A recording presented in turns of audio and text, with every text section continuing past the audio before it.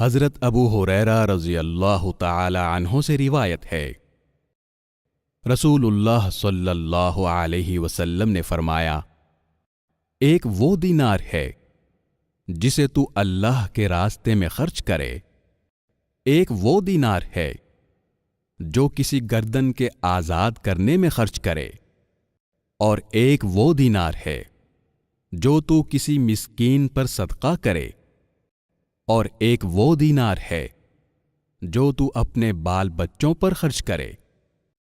ان میں سب سے زیادہ اجر اس دینار میں ہے جو تو اپنے بال بچوں پر خرچ کرے۔ اسے امام مسلم نے روایت کیا ہے۔